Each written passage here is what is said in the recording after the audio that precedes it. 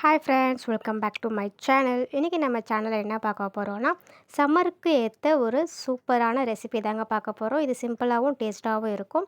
இதை இந்த சம்மருக்கு விட்டிங்கன்னா அடுத்த சம்மர் வரைக்கும் வெயிட் பண்ண வேண்டியதாக இருக்கும்.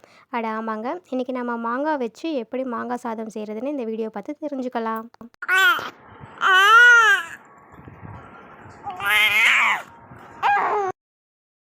அதுக்கு முதல்ல நல்ல காயாக இருக்கக்கூடிய மாங்காவாக பார்த்து 2 வாங்கிக்கிட்டு அதை மேலே இருக்கிற தோலெல்லாம் சீவிட்டு நல்லா துருவி எடுத்துக்கலாம். பழுத்த மாம்பழம் வேண்டாம், காயாக இருக்கிற மாங்காவாக பார்த்து எடுத்துக்கோங்க.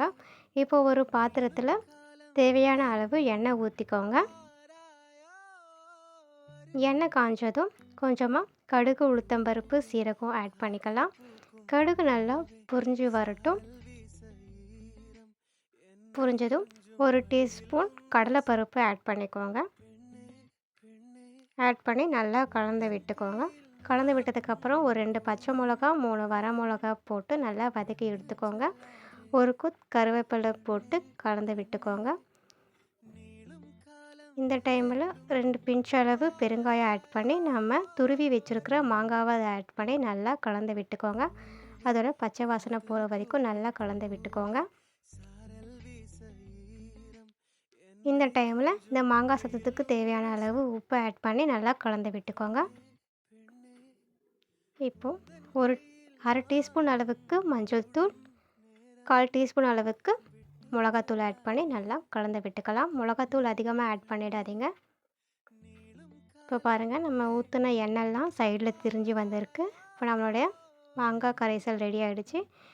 இப்போ இதில் உதிரியாக வடித்து வச்சுருக்க சாதத்தை எடுத்து கொஞ்சம் கொஞ்சமாக அதில் ஆட் பண்ணி நல்லா கலந்து விட்டுக்கலாம். சாதம் குழையாமல் பார்த்துக்கோங்க, அப்போ தான் இந்த சாதம் சாப்பிட்றதுக்கு நல்லாயிருக்கும். இந்த டைமில் தேவையான அளவு உப்பு ஆட் பண்ணி கலந்து விட்டுக்கோங்க. நல்லா கலந்து விட்டுக்கிட்டாலே நம்மளுடைய மாங்காய் சாதம் அருமையாக ரெடி ஆகிடும். இது நல்லா புளிப்பாக சாப்பிடும் போது நல்லாயிருக்கும். இதுக்கு அப்பளம், முட்டை எல்லாம் வச்சு சைட் டிஷ்ஷாக வச்சு சாப்பிடும்போது ரொம்ப டேஸ்ட்டாக இருக்கும். இந்த சம்மர் சீசன் முடியறதுக்குள்ளே நீங்களும் இந்த மாங்காய் சாதத்தை செஞ்சு சாப்பிட்டு பார்த்து எப்படி இருக்குன்னு மறக்காமல் கமெண்ட் பண்ணி சொல்லுங்கள். இந்த வீடியோ உங்களுக்கு பிடிச்சிருந்தால் நம்ம சேனலை லைக் பண்ணுங்கள், கமெண்ட் பண்ணுங்கள். மறக்காமல் சப்ஸ்கிரைப் பட்டனை கிளிக் பண்ணிவிடுங்க. பார்க்குற நீங்களும் ஹாப்பி, நானும் ஹாப்பி. மீண்டும் ஒரு வீடியோவில் மீட் பண்ணலாம். அது வரைக்கும் பாய்.